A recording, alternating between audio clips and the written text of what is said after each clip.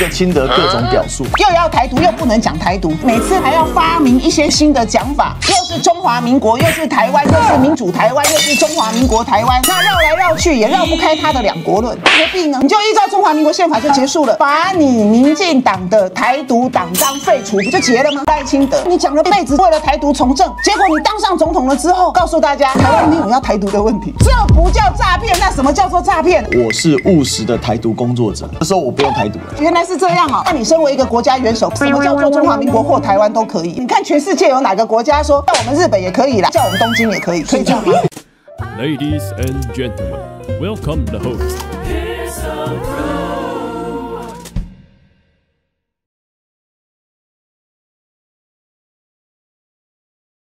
已經上了1個多月了，想問一下主席，這段時間主要在忙什麼？第一件事情，辦黨慶的活動，到各地方党部，大家都紛紛的反映，國民黨從來沒有這麼的熱鬧過。那我當了黨主席之後，現在已經完成入黨的，已經有5000位党員了，而且多數是新入党的，這一點也讓我們非常的振奮。裡面有好年輕的哦，其中有一個17歲的帥哥，他說他10歲的時候曾經跟我合照過，所以是你從小看麗文姐到大，对。這句話讚。不過也有來自全台灣各地的抱怨，我們有在做黨員黨籍重新的檢查。那這重新檢查，首先人力缺乏，然後呢黨籍的錯誤必須要更新。首先要更新我們的電腦的系統，因為我進入我們中央黨部，另外國民黨我可憐，你知不？嘿，電腦已經20-30年了，沒有更新硬體，他還打得開嗎？所以我的助理都是用他們自己帶的筆記型電腦。所以有些電腦是你上次擔任發言人的時候？是因為我入黨也才20年。对，這個機器與你同衰，與你同長大。同衰什麼同老？一起成長，一起壯大。哎，對，會不會講？趕快換話題。不是，你想，機器過了20年老了，但是主席過了20年更年輕了。好，讓你凹回來。所以我現在要進行全台灣的更新，讓我們的黨工帶筆記型電腦，將他出去的時候，有人要更新黨籍，隨時可以跟。當多的黨員長期以來最多跟我建議的就是手續要簡化，電腦要更新，黨籍要重新檢查，裡面全部通通都是虛的、假的等等的。我們的基層組織要如何能夠重新的小組長、黨代表能夠動員起來？但是這些可能都需要時間，因為我們的黨部人力真的非常嚴重的不足，所以大家在入黨的時候就覺得非常的沒有效率，或者很緩慢。那這個可能不是一朝一夕就可以重新建立的，所以也跟大家抱歉，但也希望大家有耐性一點。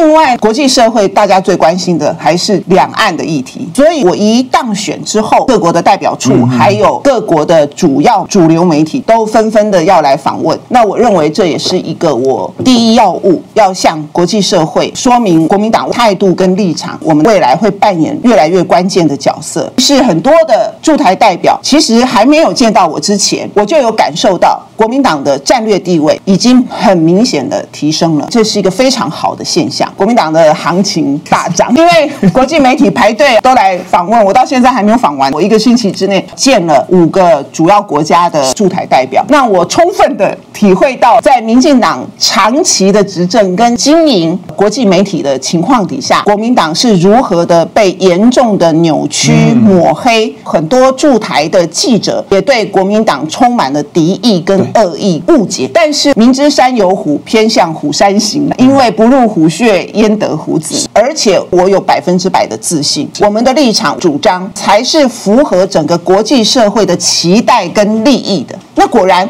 我在見各國的駐台代表的時候，一開始有一點點的保留，但見到我的時候，他們都希望更深的跟國民黨互動跟交往。那麼這也是為什麼他們都非常希望邀請我去做訪問最主要的一個原因。包括美國、日本還有英國都有邀請。這個就很不一樣了，因為你看蕭美琴去的都是一些不正經的單位，因為那去的是只會惹怒川普的單位。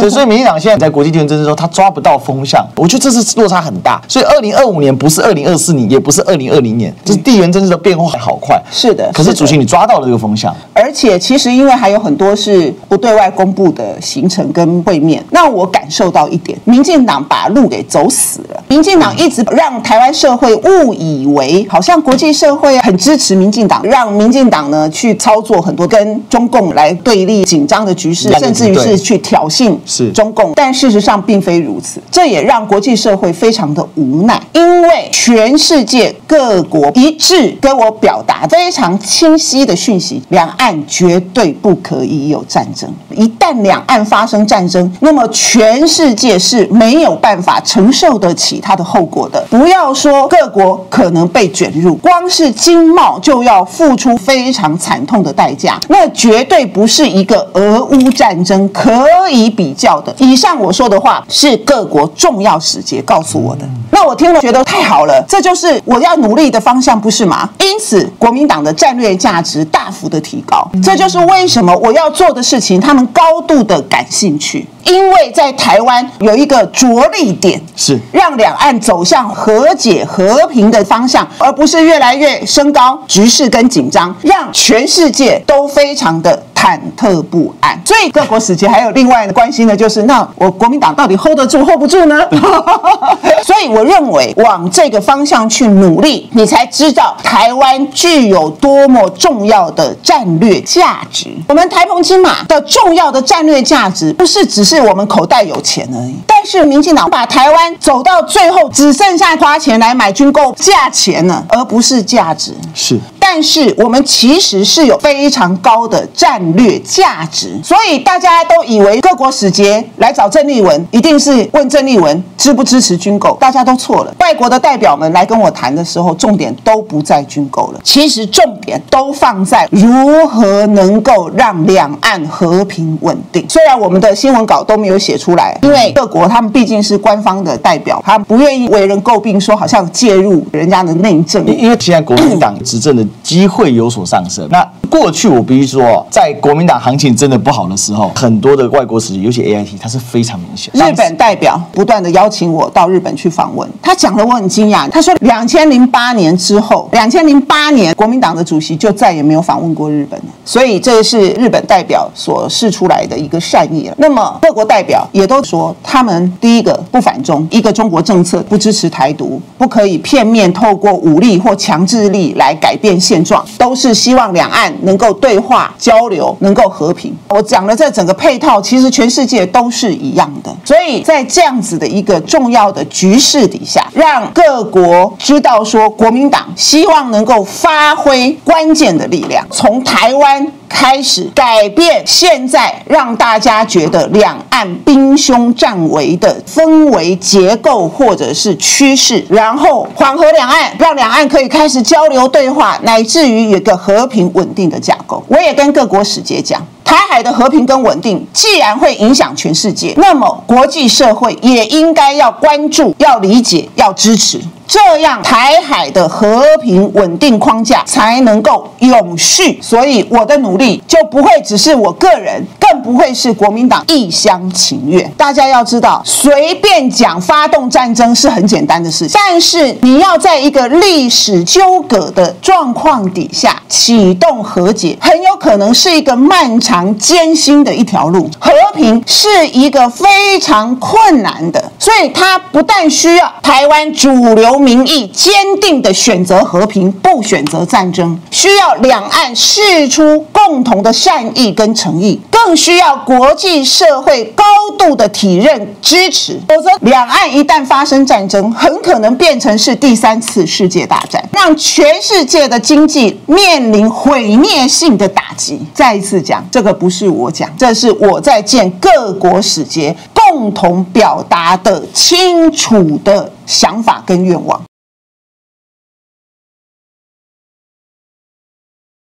民進黨不要再一天到晚扣我帽子，很会編故事了呢，每天一直編不完呢。像昨天又編我什麼時候見習近平的時間都已經排好了，農曆年還有什麼3張門票，哇塞！最厲害的是，就兩岸問題的獨家竟然是3例，不是你3例拿什麼大陸獨家？你3例有什麼中國大陸的一個線人？可見了民進黨多害怕。真的是超前部署了。什麼全黨上下都是在想辦法對付我一個人，然後府院黨加起來對付不了我一個人啊。為什麼？因為他們的立场是錯誤的，他们的論述漏洞百出。更重要的是，國際社會不再支持民進黨。賴清德演一出又一出，上任都快2年了，還是無法出訪，無法過境美國，所以他現在在做困獸之鬥。所以我才會說他不要玩火。10天前，他為了要跟1.25兆的軍購綁在一起，恐嚇台灣人民，27年就要打仗，也不知道他消息是哪裡來的，講了一大堆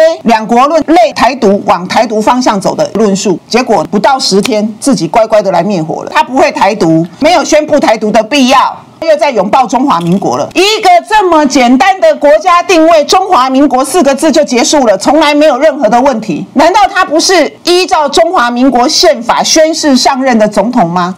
為什麼每次講到國家定位就長篇大論，每次還要發明一些新的講法？又是中華民國，又是台灣，又是民主台灣，又是中華民國台灣，講了一大堆。一個這麼清楚的國家定位，他卻講不清楚。我都擔心他中風了，因為腦袋一直誤國啊。但是因為他只想要利用中華民國這4個字，整個中華民國憲法的核心價值所代表的主權，他沒有一項是認同的哦。每天在那邊一直繞，聽得大家頭都暈了。那為什麼他的立場要如此搖擺、複雜、反覆？那就是因為他自己心虛，心裡有鬼，他的立場有問題，又要台獨，又不能講台獨，不能宣布台獨，搞得大家莫名其妙浪費這麼多時間在這個議題上面。是，所以到底哪個賴清德才是真的賴清德？是那個說一輩子要做台獨的政治工作者的賴清德才是真的賴清德，還是現在告訴我們台獨不存在，不需要宣布台獨的賴清德？那繞來繞去也繞不開他的兩國論，所以我才說他何必呢？你就認同中華民國就好了。再一次的宣布說沒有台獨的問題，他講給誰聽？誰教他講的？哪個老大哥教他講的？你何必呢？你就依照中華民國憲法就結束了，把你民進黨的台獨黨綱廢除，不就結了嗎？以後不會再有人問你這個問題。是啊。結果最好笑的是，民進黨的人被問到這個問題的時候，通通不敢回答，就自己再掰一個故事，說聽說國民黨要改反共的黨章。你去哪裡聽說的？我怎麼從來沒有聽說過？你們是在自由時報編輯室聽說的嗎？還是在總統府裡面聽說的？真的是從我選黨主席、上任黨主席到現在，那個媒體都經常拿一些我沒有聽過的事情在問我，為什麼我都沒有聽說過？因為他沒有辦法回答台獨黨綱究竟對於民進黨而言，對於賴總統而言到底是什麼？你講了一輩子為了台獨從政，結果你當上總統了之後，告訴大家台灣沒有要台獨的問題，這不叫詐騙，那什麼叫做詐騙？我是務實的台獨工作者，所以務實的台獨工作者就說我不用台獨了。原來是這樣哦，而務實是用跳過去這樣子。那你身為一個國家元首，對國家定位的問題可以這樣嗎？可以每一次公開談話的時候講的都不一樣嗎？是。什麼叫做中華民國或台灣都可以？你看全世界有哪個國家說叫我們日本也可以啦，叫我們東京也可以，可以這樣嗎？賴清德每天台灣有好多問題等着你總統處理耶，你都不處理，你每一天都被自己在那邊作繭自縛。我们在旁邊都看着覺得很奇怪啊，這個總統剛才沒影響，這是一個清德各種表述。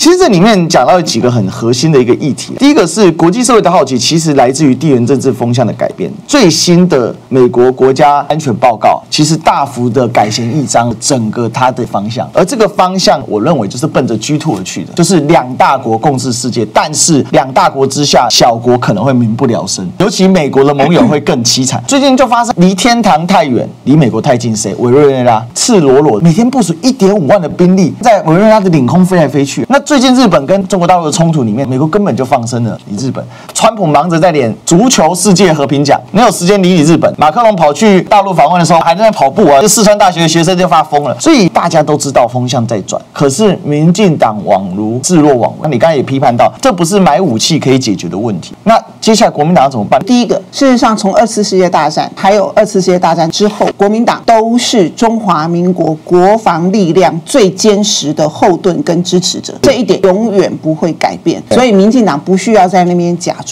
第二個，馬英九8年兩岸的和平跟緩和，我們還是有合理的軍購，為什麼那個時候不會成為議題，而現在會成為議題？我們對軍購的態度很簡單，它必須是科學、合理、有效的。所以我們就事論事，到底什麼才是台灣真正需要的軍購內容？到底怎麼樣子的購買的價格才是合理的？或什麼時候會到？更重要的是，台灣的國家安全不是軍購一個數字來決定的。台灣的經濟實力，台灣的各種的實力，台灣在地緣政治上面我所表述的重要、關鍵、無可被取代的戰略價值，這個整體的才會構成今天台灣的國家安全。而民進黨在軍購這個數字上面之外，沒有任何的努力，甚至於是反其道而行，變成台灣國家安全威脅的主要來源。是，所以你都不談兩岸如何能夠緩和、和解、和平，一天到晚講到台灣的國家戰略安全，你只剩下一個軍購的數字，這就是不合理的，這就是不健康的，這就是被扭曲的，這就是被狹隘、高度限制了國家安全。它是一個整體的問題，那你怎麼不談台灣沒有能源的問題呢？我們簡單講一個台灣能源嚴重的錯誤的結構，缺電。你光是這一點，民進黨就置台灣戰略安全於無物，否則你怎麼可能不用核電呢？所以民進黨講的整套的論述全部都是假話，不堪一擊，經不起考驗。我怎麼發現民進黨每張神主牌都是台灣的鬼牌啊？沒錯，兩個神主牌都是今天台灣最致命的問題，一個就是反核，一個就是台獨，這兩個就是變成台灣的任督二脈，下架台獨，重啟核電，我們任督二脈一打通，就是幾不會瓦的。問題是今天誰掐住了台灣的任督二脈？不就是民進黨嗎？死不肯認錯，死不肯承認，而且不願意理性的對話，甚至於還要醜化、潑糞、扭曲其他想要讓台灣活的。所以國民黨反對台獨，他要扣紅帽子。那你去跟美國講，你去問問全世界，到底誰支持你台獨？沒有，不然賴清德幹嘛講說不需要宣布台獨？對，那既然是這樣，我真的不懂啊，你為什麼台獨黨綱還要擺在那邊每天上香呢？你還在供什麼意思？下跪腿有多？你是在拜神主牌還是在拜鬼呢？那不就是這麼簡單嗎？所以民進黨只要把你這兩個神主牌拿掉，我們中華民國就團結了啦。所以始作俑者不就是民進黨嗎？問題都出在民進黨。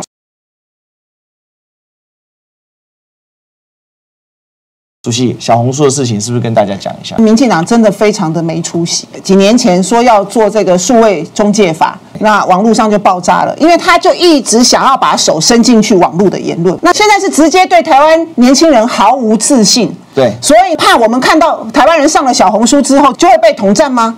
就會不愛台灣嗎？你不覺得他們非常的莫名其妙嗎？而且說下一步還要進抖音，王一川在高呼了。打詐根本就是幌子，是借口。如果是打詐，第一個要進的是什麼？臉書。對呀、對不對？所以你打詐根本沒播啦。台灣的詐騙真的太嚴重了，可是你每一天都在打擊政治異己。你現在連台灣的年輕人你都不相信了，你要去進小紅書，你有什麼法律依據？你憑什麼？你還是一個民主法治的政府嗎？你可以完全不依法行政嗎？你的法律根據是什麼？通通都沒有。民進黨現在就是想做什麼就做什麼，完全不顧法律的限制，更不要講違背憲法了。所以今天民進黨才是一個真正目無法紀的政府。我就說，台灣民主化之後，最大的受益者就是民進黨。你看各個吃香喝辣、高官厚祿、榮華富貴，然後呢，他們也是台灣民主最大的破壞者。對於這種新聞自由、言論自由的鉗制，對於網絡的鉗制，所以大家就說這是不是網絡戒嚴、數位戒嚴？更不要講司法淪為打擊異己的工具，民主政治運作最核心的國會形同虛設。國會通過的法案，他們沒有一個要做的，全部都在杯葛抵制。我昨天還講了，中華民國憲法是民有、民治、民享的民主共和國。中華民國所代表的民主的、法治的、自由的核心的精神，他們全部通通破壞。中華民國憲法是一個保障人權的憲法，它怎麼可以這樣迫害陸配？是中華民國憲法民主是奠基在地方自治的根基上面。當時二次世界大戰結束之後，台灣回歸到中華民國，滿目瘡痍，馬上就進行了地方的選舉，哪裡有像現在？財劃法都通過了，錢就是不肯給地方政府，破壞地方自治，還不附屬，這是嚴重違憲。所以今天賴清德做的樁樁件件都在違反中華民國憲法的核心價值，這就是今天民進黨最大的問問題。所以現在要進大陸的小紅書，我覺得非常的可悲，就送他3個字，就叫做沒出息，真是沒出息。